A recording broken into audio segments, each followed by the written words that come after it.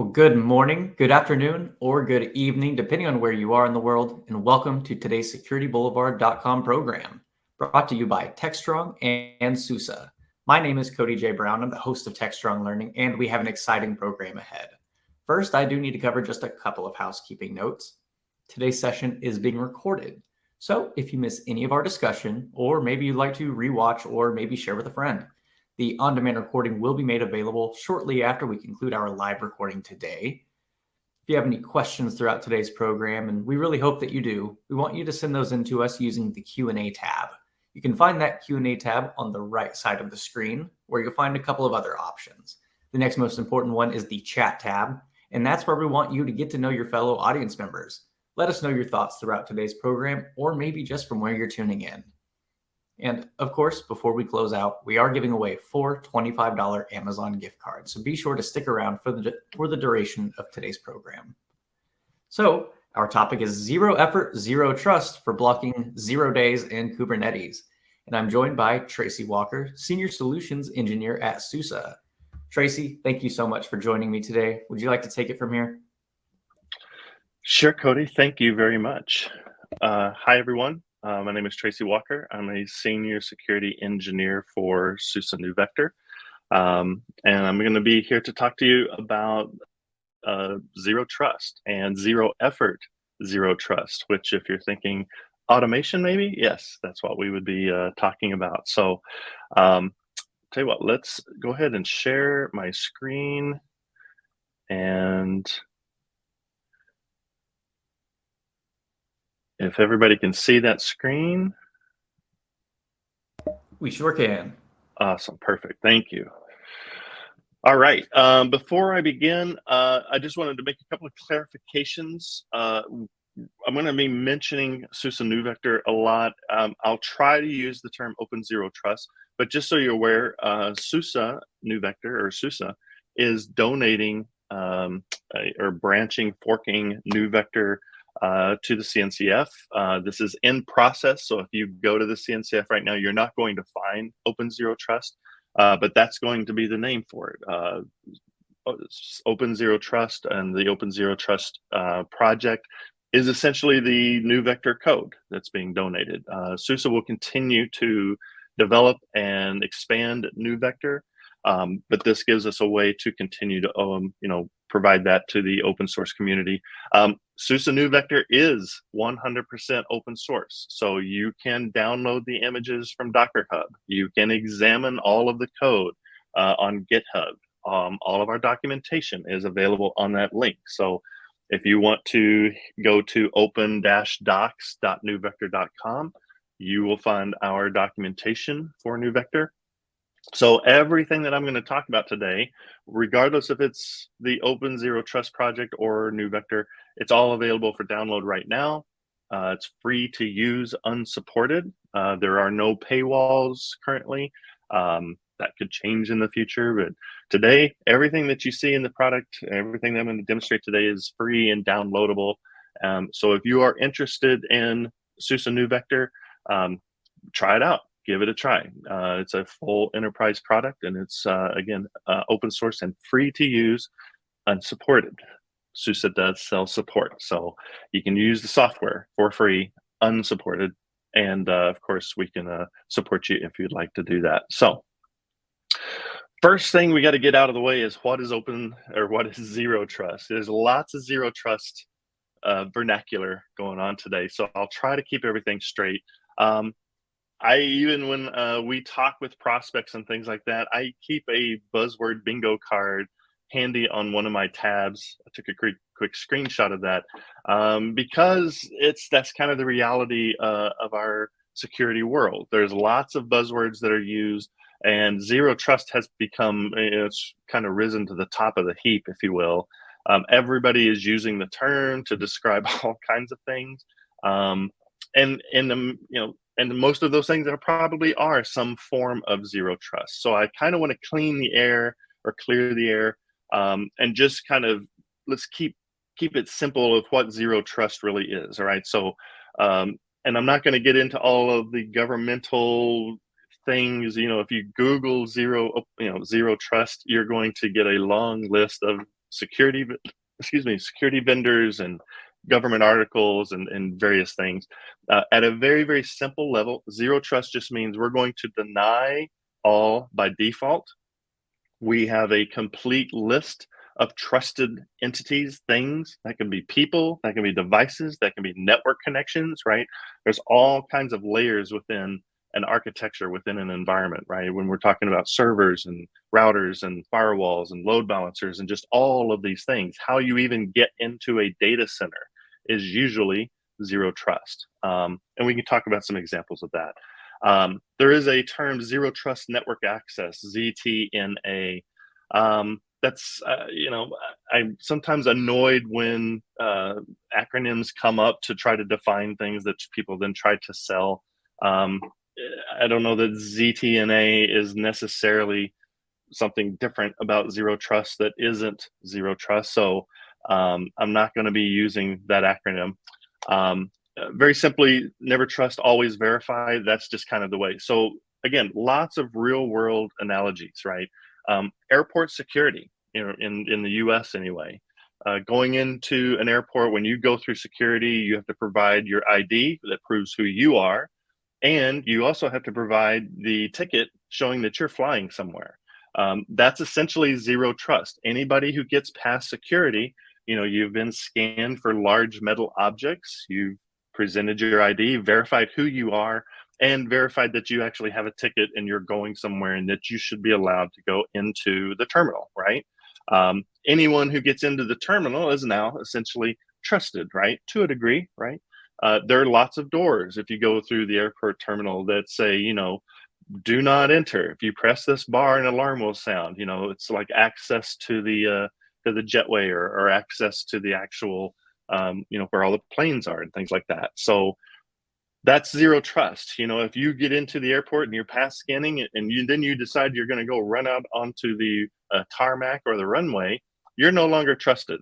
They're probably going to arrest you, and you're not even going to be able to get back into the terminal. They're going to take you into a small room and ask you lots of questions and things like that. But that's essentially zero trust, right? We don't let anybody in here by default. You have to come through some kind of security mechanism.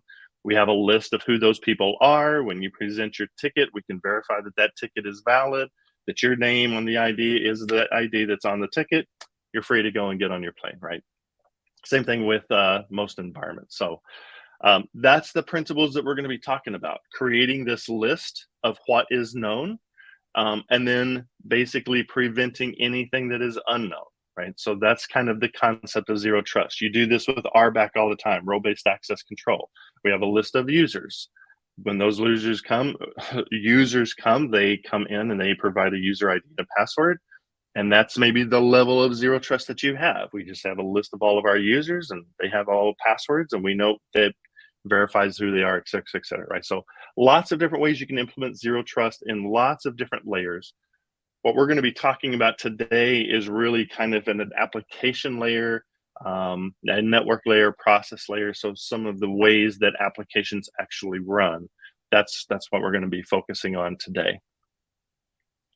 Another thing I wanted to do is kind of talk a little bit about threat-based controls or signature-based controls versus zero trust. And so I have over here on the left-hand side some examples of threat-based controls. So CVE scanning, right? We're looking for vulnerabilities, and we do CVE scanning, we do CVE remediation, et cetera. That's a threat-based control. We do not have a complete list of every possible threat known to man, right? The reason why we do not have a complete list is because it is constantly being added to, right? And there are 0 days. So a 0 day means that it hasn't been published as a CVE, right? So 0 day attacks just means that we do not have a definition for what it looks like, how it attacks our environment, how it tries to infiltrate, escalate privileges, those kind of things.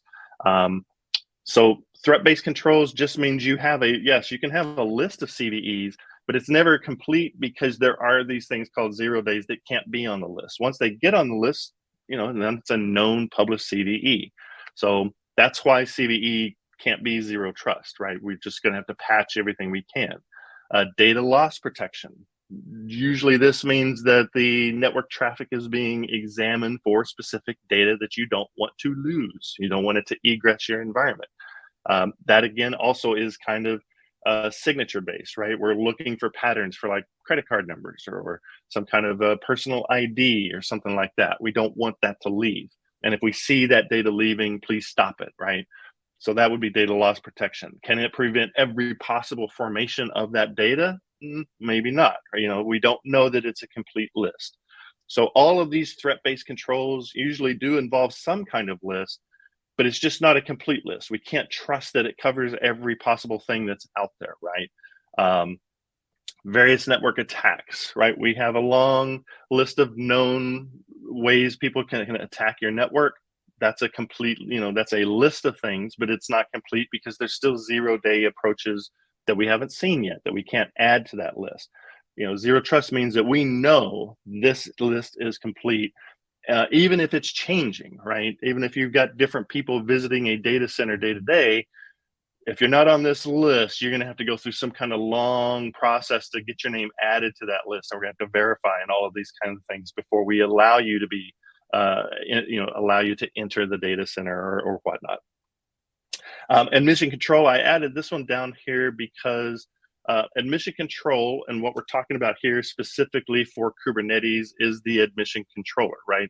The mechanism by which we can check an image for various things before the image is allowed to run inside of a cluster, right? Execute. So when we talk about admission controls, that also can even be used a little bit for zero trust. Elements of that can be used for zero trust, like I only trust this registry to pull images from, right? That essentially would be zero trust, right? It's a complete list. There are no other registries I'm going to pull images from. I'm only going to pull images from this particular registry. So that might be an example of zero trust using admission control. But most of the admission control rules are just looking for things like, does the image run as root? Is it sharing network spaces between different applications within the cluster, things like that. The examples of zero trust controls, well, we're going to cover this pretty in depth. And this even gets a little bit more specific to what NewVector or Open Zero Trust can do. But this is kind of what we're talking about as far as the NewVector zero trust controls. So we're able to learn automatically all of the network that's happening, all of the processes that are running inside of the cluster per container. We know any processes that run on those. We can even identify what applications or what binaries might access certain files so that we know, yes, it's okay if this application accesses this file, but anything else that tries to access it, or if somebody shells into that container and tries to, cat or look into the contents of a file or directory or something like that, we would know about it, could block that from happening. And if you have a complete list, being able to export that behavior as code so that you can have the exact same behavior, the same security across multiple environments, multiple clusters, that's something else that NewVector can do as far as the zero trust controls. So I'm also going to spend just a touch of time, a little bit between supply chain security versus runtime. So supply chain security is essentially as you are developing an image in development, testing it in QA, retesting it in, for pen test or performance test or whatever, but anything that's trying to, deploy into a production environment, and the supply chain and the pipeline that makes that happen. So that's usually where we get a lot of CVE scanning, right? Scanning for CVEs in the pipeline, remediating CVEs, remediating that IT debt. That's a big job. Almost everyone is doing this. To the point that we even sometimes see that this is the only thing that companies are doing. Not that they intentionally are adopting, a security policy of, well, if we've patched everything, we can't be hacked. But that's essentially the security policy that you're implementing if you're only doing CVE scanning and remediation in your supply chain, in your pipelines, things like that. You can see the bullets here. You have to have a CVE signature to identify it, right? You have to have something that says, well, this is what it looks like in these libraries or whatnot. and once you can identify. So you have to have it published. Usually that means you also have to fix it, patch it, update something. It will not protect you against a 0-day. So that's the fallacy of, well, if I've patched everything, I can't be hacked. That's not true. If you've patched everything, that's good. That's awesome. You still need to be able to monitor your environment to see if something is happening that you're not aware of, or something that hasn't been seen, or some kind of exploit that hasn't been published or discovered yet, right? Like a 0-day. So again, no protection against 0 days. Inconsistent results vary. What I'm talking about here is that you can have 5 different scanners scanning for CVEs of your images, and you're probably going to get 5 different results. Scanners work differently. Different companies have developed scanners and how to identify and match up what the CVE says versus what's actually in the environment. And we work with the U.S. Department of Defense, Iron Bank. The Iron Bank, when it's checking images, uses 3 different scanners to check, and then they compare the results against those scanners. When we talk with prospective customers and they already have, maybe they're using an open source scanner, our recommendation is don't rip and replace that. Keep using that scanner. NewVector has a scanner in it also, can scan for various CVEs from 17 different sources. But again, results can be inconsistent. I like to compare results of scanners. I personally, and when I was running, responsible for security in various environments, I would not trust any scanner. I never trusted the results. I would always wanted to see that we were clean, but I never trusted that we were absolutely clean, as far as having no CVEs, because you can always experience a 0-day or something that the scanners cannot detect. Obviously, no visibility into anything that's actually running, right? Scanning for CVEs usually happens within a pipeline. NewVector can scan images for CVEs that are running live in the environment. But doesn't make any difference if you find a CVE or not. It doesn't tell you if it's actually being exploited or not, or if someone is taking advantage of that to hack your environment. And a real quick comment about source code analyzers, or SCA or SCA.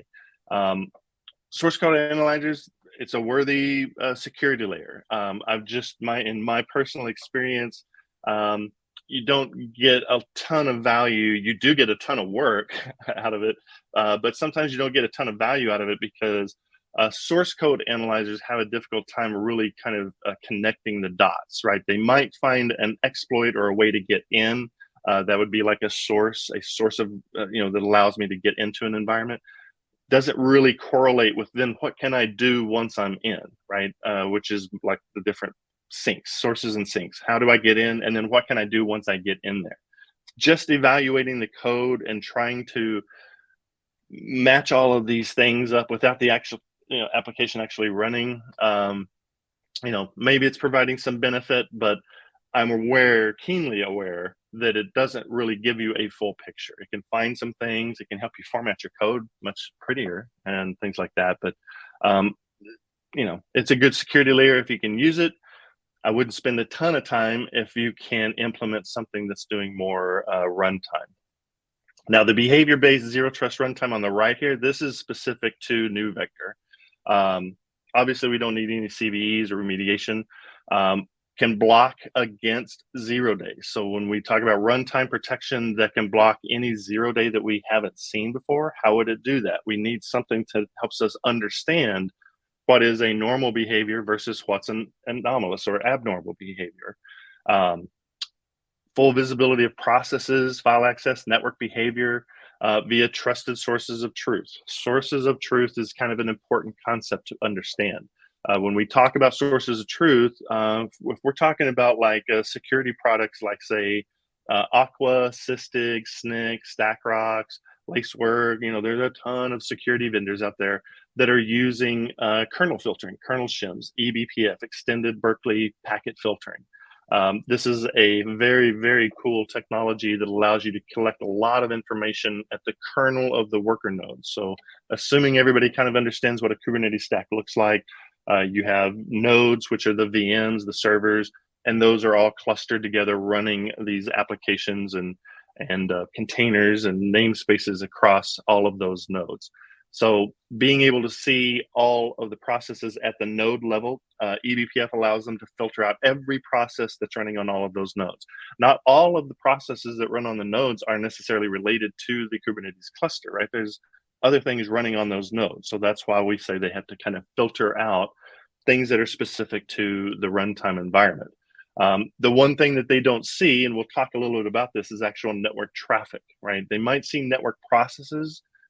There's a virtual network interface within each one of those nodes that handles network traffic, just like any other server, right? We offload the actual network traffic to the virtual network interface because we want the processor, the CPU, to be running things responsible for the rest of the computer, all the processes, all the VMs, all the containers, right? So we want that to be focused on processes and routing for the network traffic, right? Usually we are not running network packets on the kernel, right? We may be doing some routing there, layer 3, layer 4. There is a way to force packets to go over the CPU, but that's not something you're going to do in a normal production environment. All right, let's last perspective, and this is an analogy that I use to kind of help, especially we talk to a lot of prospects that are very, very focused on CVE remediation, right? They want to fix all of the exploits in their environment. And no argument there. You definitely want to be doing that, right? But the analogy that I like to use is that CVE remediation is a little bit like the rearview mirror in your car.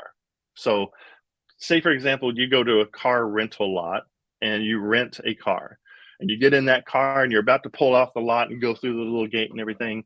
And you realize that it doesn't have a rear view mirror, right? There's a little sticky spot where that mirror used to be. That's CVE remediation, right? That's vulnerability scanning, right? If you didn't see, you should have that mirror, right? You would go back into the office and complain, hey, the mirror is missing. I need that mirror. It's a safety device, right? I need it while I'm driving. And they'll give you a different car, or maybe they'll fix the mirror, right? So it's the same thing as vulnerability scanning. It's a historical perspective. You can only know about the CVEs that have been identified today or yesterday or last week or last year, right? It's always in the past.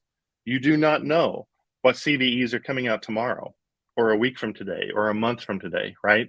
All of that stuff that's happening in the future, that's your windshield, right?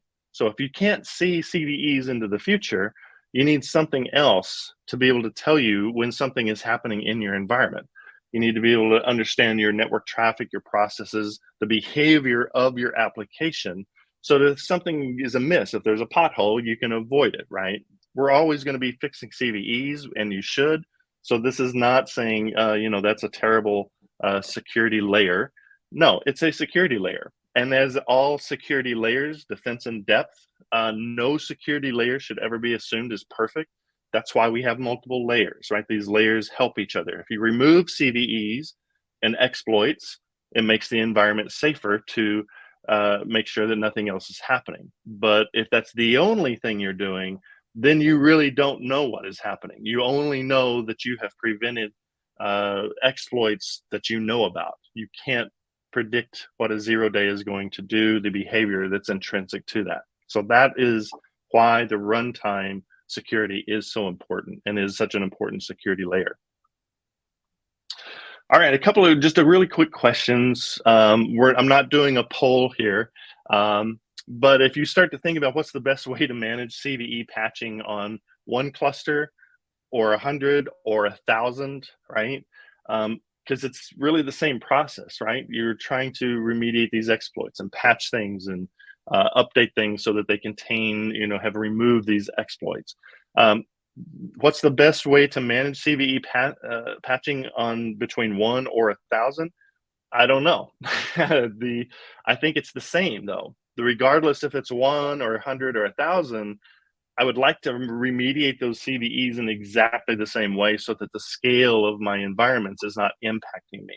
That's sometimes very challenging, but also very difficult, right? We're going to have to rely on some kind of automation to do this, to manage CVE patching. This is a big challenge for a lot of companies, and they struggle with this at times. This can delay releases. This can slow down their velocity, which is key, right? We want high velocity. We want to develop and deploy software as fast as possible. So I don't have a good answer for this other than use some runtime security so that you can take the pressure off of trying to manage CVE patching, especially in large, complex environments.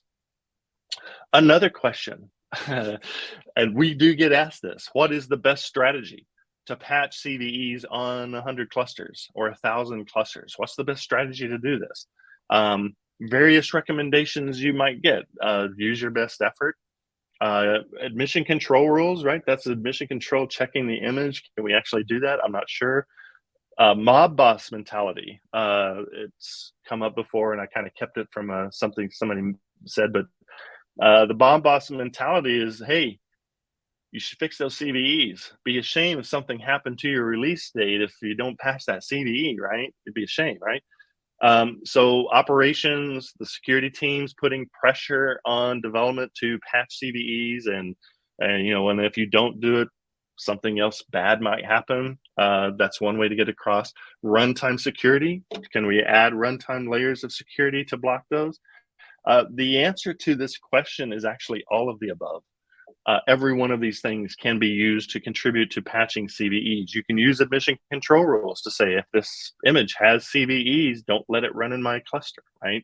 So actually all of these things. Now the mob boss mentality, be ashamed if something happened. There's friendlier ways of influencing your development teams to patch things. And one of the better ways of doing that is actually give them more time to do it. Have security layers that can prevent 0 days or unpatched CVEs. Because if you don't have to patch them, or you need time to, eliminate some of the debt attached to those CVEs, that can save you a lot of time. All right, so now let's talk about NewVector and how NewVector does 0 day and how we can do this with zero effort. So I'm going to explain a little bit of this, and then I'm going to show it to you in the NewVector UI. The thing that NewVector is doing is it's actually inspecting network traffic inside of the cluster. And it's doing this independently of Kubernetes. We're not using Kubernetes IP table changes. We're not really using all of the settings in Kubernetes. You could have network security policies set in Kubernetes saying that this traffic from this container should go to this container and this pod over here. So you can have rules that define where things are supposed to go.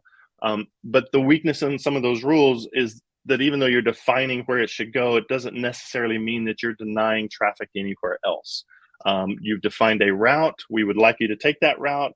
But somehow, if the car doesn't make it to that route, you may not know it.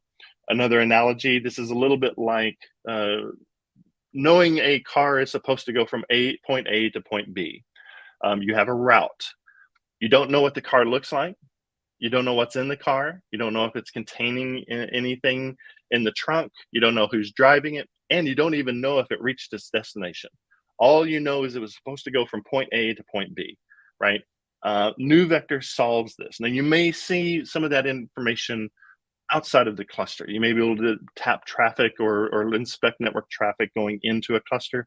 But once it's inside of that cluster, especially if you have any services that are exposed to the open internet, mercy, yeah, you really need to know what's going on inside the cluster real time. And that's exactly what NewVector Open Zero Trust does, is able to inspect the actual network traffic. And this is the network traffic that comes off the virtual network interface, right? We don't have to ping the kernel. We do not have to use eBPF. We don't have to use multiple sources of truth. So some products will watch all of the IP table changes happening inside of the cluster. NewVector doesn't have to do that. In fact, the source of truth for NewVector is the actual network traffic itself, right? In coming off the VNIC on those nodes and seeing all of that traffic independent of what Kubernetes is reporting. So that's, even from a security standpoint, even better, because it's independent source of truth for that network information. Layer 7 protocol. So NewVector is able to decode the network traffic and identify the protocol that it's using, layer 7 protocol, and then even validate that protocol. I think, I usually have multiple screens, but I think we identify 35 different application protocols.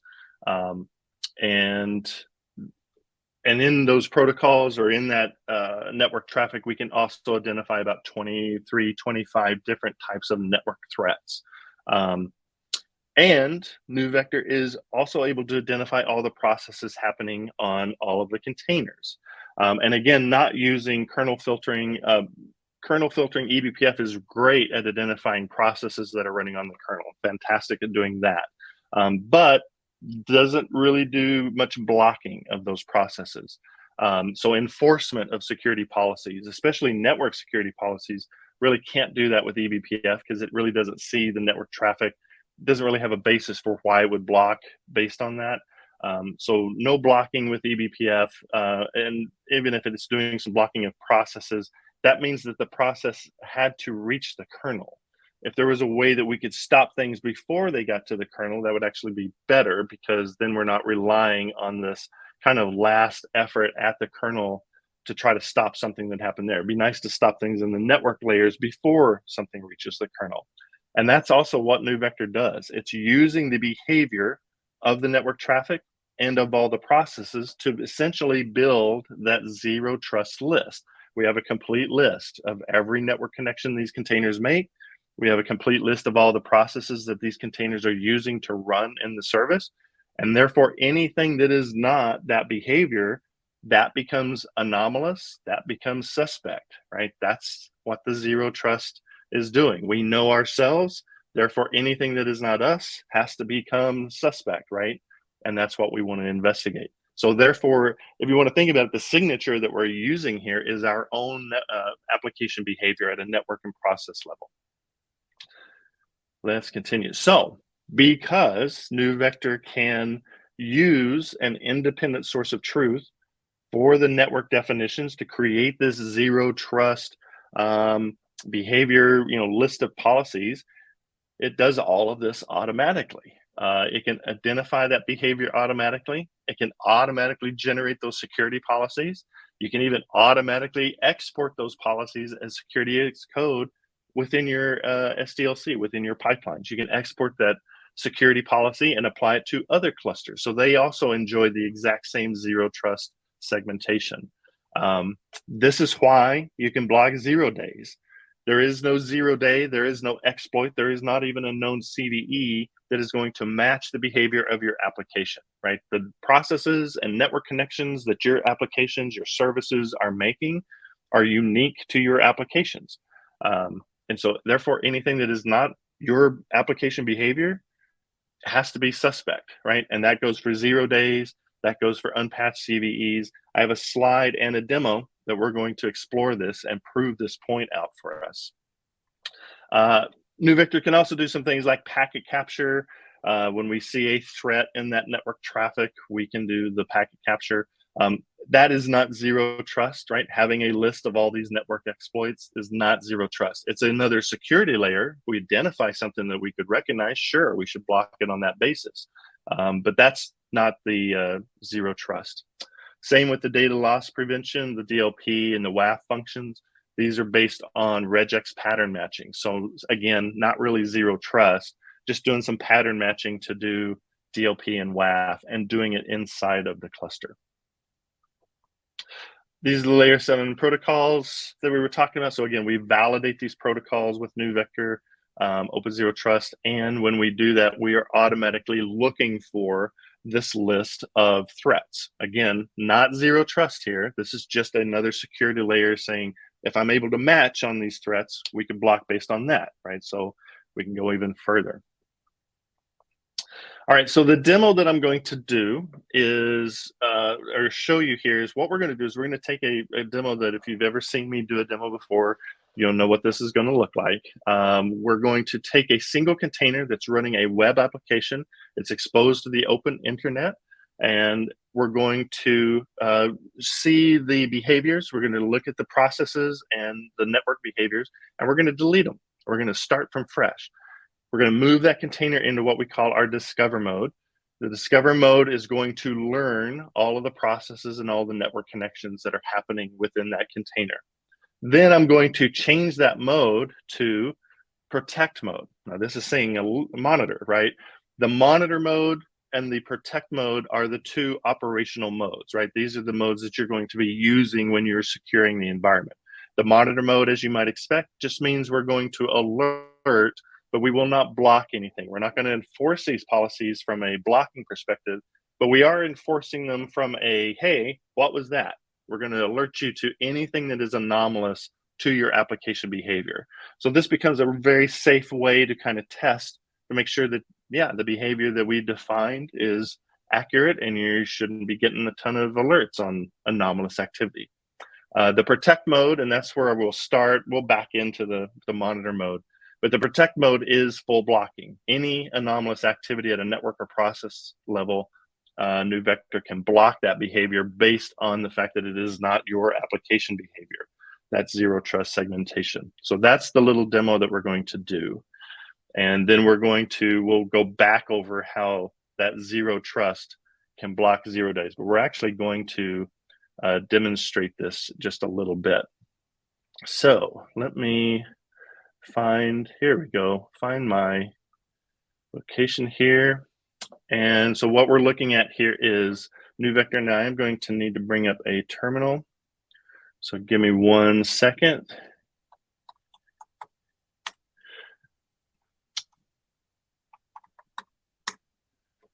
And what this is basically going to show us is it's going to show us that we've got our NewVector deployment. So we have some controllers, the enforcers here. We have 1 enforcer per worker node. So this is a 4-node cluster.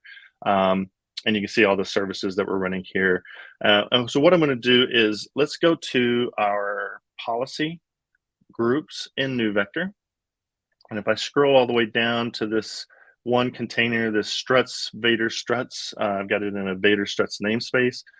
Down here, you can see, we're going to examine the processes that we've seen. So we have seen Bash, Java, and Pause. So Pause is a Kubernetes process. Java is what this container is running. In fact, this container is running Apache Tomcat. So this is the container, and this is the service that it is exposing. So this is kind of a simple demo app. It's just a website. We can add things and do, make it run. So that's what NewVector sees of this container. So we're going to delete these 3 behaviors. So we're not going to have any. Now notice also it's in a monitor mode, that Vader struts container. So again, monitor means that we don't block anything. We're going to alert on it. And since we don't have any process rules, now any process that runs is going to trigger an alert. We're going to fix that here in just a moment. Network rules. So you can see here, we've got some HTTP, DNS. I've got a rule here for deny any network connectivity to Google API, something for another demo. But what we're going to do is go to the network rules here. And this is like a little bit like a firewall, right? This is an ordered list. You can see all the allow rules, right? Because this is zero trust based. So we start deny all, and then we allow things that we have seen or known. So let's just filter down. I'm going to delete these network rules.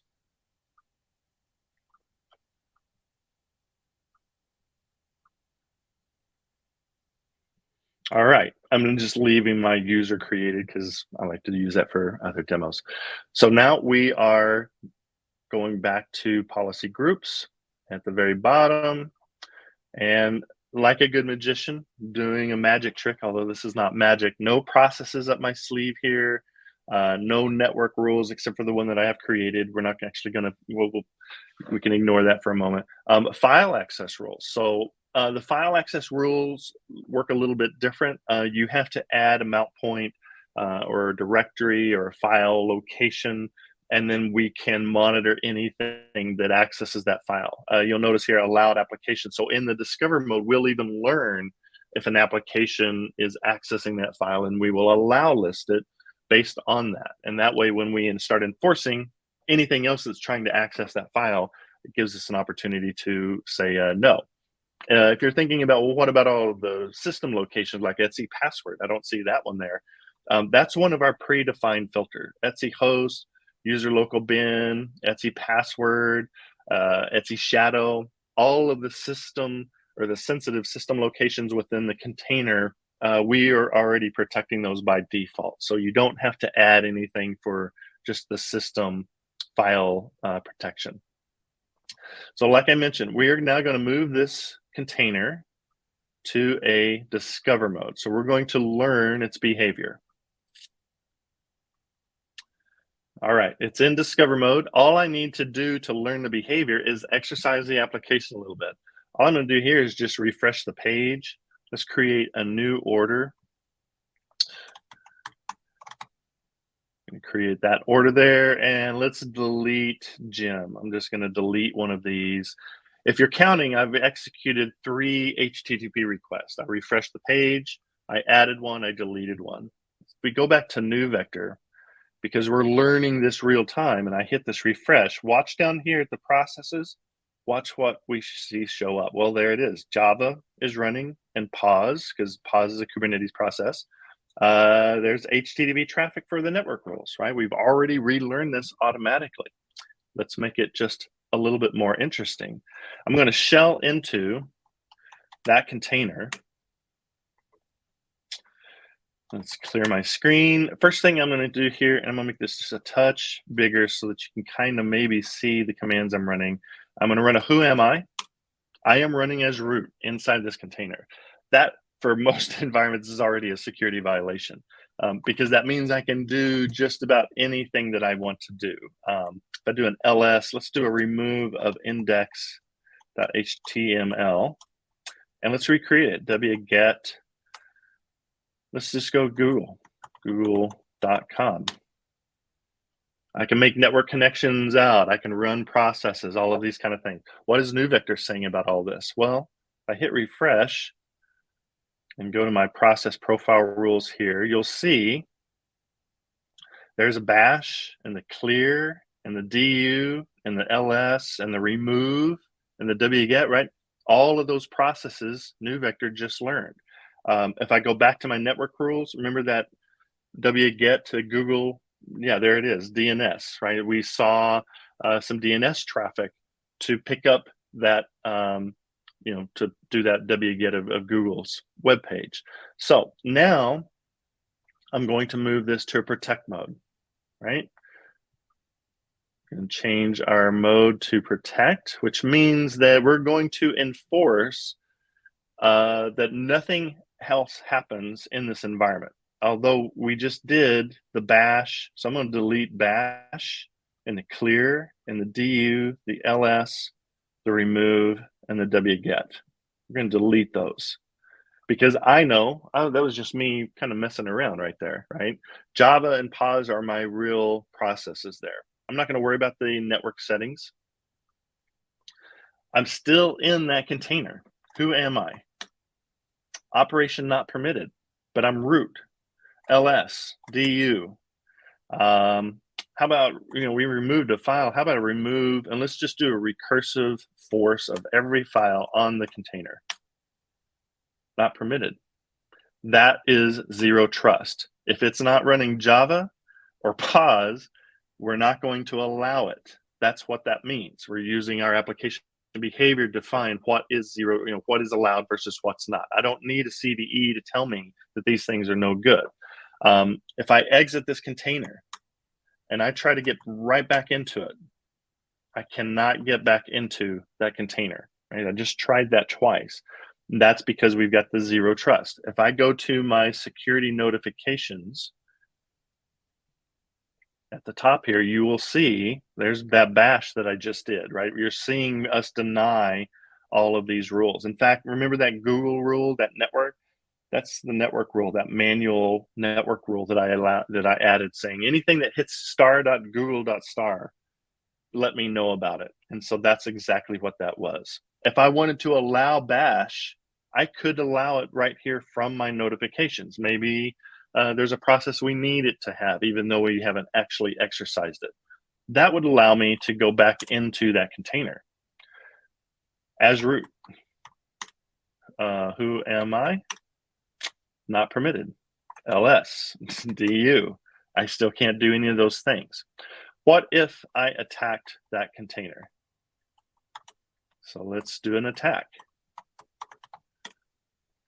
This is a script. It's a Python script. Basically, what it's going to do is it's going to inject into my HTTP request a netcat. So you can see it down here, that NC to there's the IP address that I'm going to route my reverse shell to. So I'm going to try to establish a reverse shell so that I can run commands on that container. I'm going to do that on the 1337 port, and there's the shell.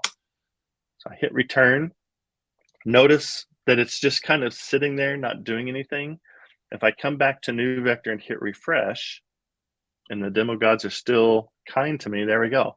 Apache struts remote code execution. So this is an RCE, trying or attempting to execute something in this environment. We denied it, and we're not going to allow that to happen. I'm refreshing my session here. And also, you'll notice this show packet, because we did an automatic packet capture when we saw that threat. If I scroll down, you can see right there, there's the NC, there's the IP address on the 1337 port, right? That's a packet capture of that actual attack. Another proof point that NewVector is looking at the actual network traffic. What if this container was not in a protect mode? What if it was actually in a monitor mode where we don't block these things? So I've now changed that to monitor mode. Let's run that attack again. It just timed out. I'll clear my screen, run the attack again. Now see, that time it came back right away, right? I did get an HTTP status 500 from that web server. So I know I'm talking to that web server. What did NewVector say about this? Well, we see again the Apache struts remote code execution, right? But notice over here on the right-hand side, see, before we were getting denies, but now we're getting alerts. And the two that you didn't see before, right? A minute ago, when we blocked this, we only blocked it based on just the network thread alone, right? You didn't see anything else happening there. But this time, now you're seeing there's a shell, there's a netcat, that NC, these processes were attempted this time. Why? Because we weren't blocking anything. We're basically seeing the entire kill chain right here. In fact, if this was a 0 day, you could ignore this right here, right? Because again, our threat detection is not zero trust. It is signature based, it's threat based. We have to have a list of all these threats. It's not a complete list. So if it's a 0 day, you're not going to get this alert right here because we're not going to know what that looked like. That's why it's called a 0 day. We don't know. But we do see the netcat, we do see the shell, and there's one more I need to see here, and there it is. That's the egress, right? We were coming in through a known HTTP rule. I had a rule that says that HTTP traffic was allowed, but inside that traffic, we had the netcat, the shell, and then the egress, that also was new to NewVector. It was anomalous. So this is now what we want to look at here, right? What you're seeing there, that protect mode blocked that attack and nothing else was able to be seen. But in monitor mode, we saw the shell, we saw the netcat, we can ignore that Apache struts, and there's that implicit, that third layer, right? Multiple opportunities to stop this attack, either at a process or network level, right? That's what zero trust does, right? We can block at the first, even if we don't know the threat, but we can block at the first instance that we see anomalous behavior. And again, we've done this all on this call, right? We've defined those rules automatically.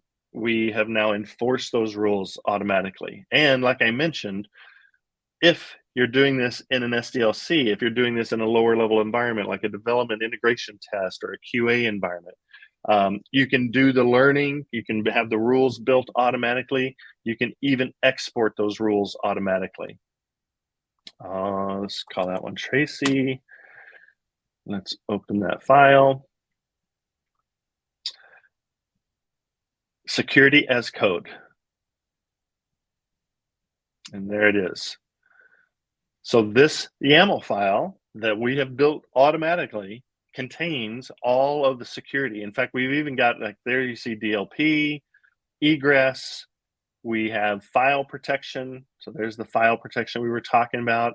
The processes, remember we added that bash back in there. So that's why that bash is in there. We added it back to our rule set. Otherwise, it's just Java and pause, right?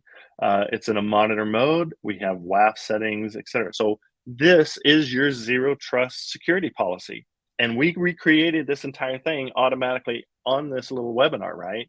That's how you can do zero trust that blocks 0 days with basically zero effort. I guess it's maybe not a complete zero effort, but very, very minimal effort to deploy and run this.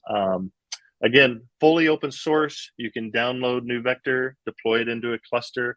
Everything will be in a discover mode automatically. So it'll immediately be learning the behaviors of your environment. It'll even scan the environment, right? We are scanning for CVEs. We can see CVEs in the platform, the nodes, right? We see compliance settings, we see vulnerabilities and the containers. Yep, we can see the compliance and the vulnerabilities in the runtime environment. But when you have that runtime protection, you can now buy time to remediate those CVEs. We've even had customers using the admission control rules that we implement. You can see here, no more high severity CVEs with a fix reported 45 days ago. This is for the teams that are building those CRD files. If they're building runtime zero trust policies, now security can say, you've got more time to remediate those CVEs. For those development groups who are not playing ball with security or operations and not creating these files, this gives them another way of saying, well, you're still going to have to ride that treadmill of CVE remediation, right? And we need you to respond to that within 3 days or 5 days, right? Very, very quickly. Whereas if you're using the runtime, the zero trust, that gives you more time because you have provable ways of blocking a 0 day or unpatched CVE, and that gives you better runtime security. That is the end of our program. Any questions? Hey, Tracy, it looks like we've gotten a couple, so let's go ahead and just take them from the top. So starting with this most recent question, what source are you leveraging to look for CVEs? What source are we leveraging to look for CVEs? NewVector is using the sources. I think that I'll take, let's see, CVE. If I search for our CVE database sources and version, you can see here are all of our CVE sources. So you can see here NIST, SUSE Linux, Ubuntu. I think we have 17 different sources. Microsoft Mariner was the last one that was in our latest 5.0 release. And so those are our sources. Thank you, Tracy. This next question reads, I want to work on container security. How can I work on this? Is there any access for students? Absolutely. Go to the, let's see, jump back. I don't know where that slide was. I would say absolutely go to these sources right here. Go to Docker Hub, search for NewVector. You'll see the NewVector images there. Now, you don't not have to pull them from there. What I would recommend is go to the documentation. So you see the documentation link right there. Start there. When you go to our documentation, so let me just go to the top of our documentation at opendocs.newvector.com. If you scroll down just a touch, deploy on Kubernetes, deploy using Helm charts, using OpenShift operators. NewVector works in any cluster, any cloud, just about any CNI. We're CNI agnostic, we're cloud agnostic. As long as you're running a flavor of Kubernetes or even just Docker. We can even do this kind of security with just Docker. But if you're deploying your student, set up a small cluster, and here are all of the details of how to deploy. Gives you all of those instructions step by step. That's how I would stop, and then do some YouTube searches and find some other videos and where we're doing some highlighting different capabilities. So does NewVector support service mesh topology? Yes, it does. NewVector, let me find the slide, supports Istio and Linkerd. Yes, so here, great question. Oh, geez, let's skip through all those. It's a hidden slide. Is that what this is? Find it here again. There we go. All right. Service meshes are using usually a sidecar architecture. What that means is you can see down here this Istio proxy. So for every container running, they create a sidecar. That sidecar is kind of like, that's my twin brother. And all the network traffic is supposed to flow through that sidecar. So if you're going to do encryption within your service mesh, you are encrypting between all of the sidecars. The thing that is really, really important to understand is you're only encrypting between the sidecars. You do not encrypt this connection between the sidecar and the container, its container proxy or the container and its proxy. So this connection right here is not encrypted. NewVector works with all of this. So there's the loopback. That just means we know that there's a sidecar. We're still able to learn, even if it's encrypted traffic. We don't decrypt the traffic. We just identify it as encrypted traffic, and we build a rule for that traffic. If we see traffic that is not SSH or SSL, I should say, that's anomalous. Why wasn't that encrypted? So now we have a way to say, yeah, that traffic, if it's not encrypted, we're not going to, we're not supposed to allow it. We're going to alert you to it or block it. We can still do packet capture of unencrypted traffic. We can do quarantine of the container and its sidecar. And this is the last one right here. So we actually have a patent that protects our ability to see and inspect that traffic between the container and its sidecar proxy. So yes, we work very well with service meshes. And as another thing to kind of look up, let's open up a new tab here. You might want to take a look at the Istio documentation. There's a section where they talk about in their traffic management egress gateway section, and you can probably highlight or I'll Control C that in case we want to paste it in the chat. But they're actually saying Istio cannot securely enforce that all traffic flows through the egress gateway. What they're talking about here is this traffic right here, that egress or that traffic between the sidecar and its container.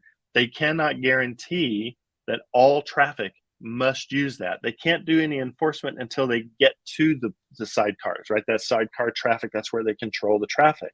So this traffic, they can't secure and protect.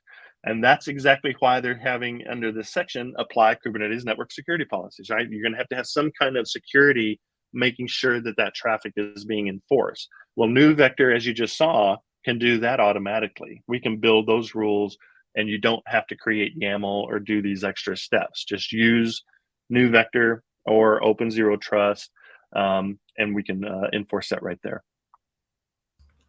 All right, Tracy, it looks like we've got time for one final question. So what external identity access management do you support? Or is it just making an API call as long as there is an API support on the other end? Great question. We support a variety. Let's go to settings. Here you see right here, LDAP, SAML, OpenID. So yes, we do have full RBAC control. There is also a full API, which you can download. You can load it up into Swagger Hub.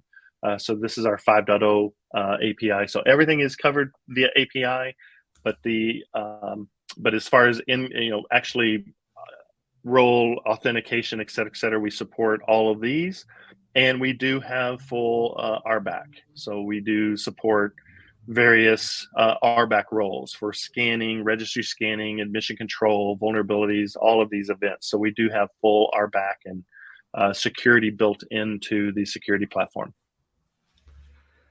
All right. Well, Tracy, I'm going to give you the floor one final time. If you have anything you'd like to leave our audience with before I close us out. The only thing I would leave anybody with is that just remember, security is always layers. No layer is perfect. You want lots of security layers that are working together to enhance your environment security, but that are not slowing you down, aren't impacting your velocity, things like that. So doing real runtime security like we just demonstrated here, that doesn't slow you down, that can be fully automated. It's definitely something worth taking a deeper look at if you're not already. And as far as I'm aware, NewVector is the only product, the only security product that can do this type of runtime, behavior-based, zero trust enforcement. Lots of products out there do a lot of alerting, but NewVector can both alert and enforce, and that becomes pretty critical. Obviously, this little presentation can't cover all of the things you can do with NewVector or Open Zero Trust, but it's free to use unsupported. You can download it and improve your security posture within your Kubernetes environments quite easily. Awesome, Tracy. Thank you so much for that. I tend to agree with the Swiss cheese approach as well. Many layers that work together are going to be better than one. So that's exactly right. Well, Tracy, thank you so much. To our audience, just a reminder that today's session was recorded. So following today's program, you'll get an email with a link to access today's program on demand, or you can find it living on the Security Boulevard website at securityboulevard.com/webinars, and then just be sure to look in the on-demand section. So I did promise 4 $25 Amazon gift cards at the top of the hour. So our 4 winners are Cody M, Swati T, Jacob W, and Gibran S. To our 4 winners, congratulations. Keep an eye on your email inbox to claim that gift card, but if you don't happen to see that email, do check your spam folder. I'd like to thank SUSE for sponsoring today's program, and to our audience, thank you so much for joining us for these past 60 minutes. We really do appreciate and honor your time, and we do just want to ask for one extra moment for a post-webinar survey that will pop up on your screen as soon as we close out. Otherwise, we do hope to see everyone at an upcoming Techstrong Learning program. Have a great rest of your day, and Tracy, thank you once again. Thank you, Cody. Appreciate it.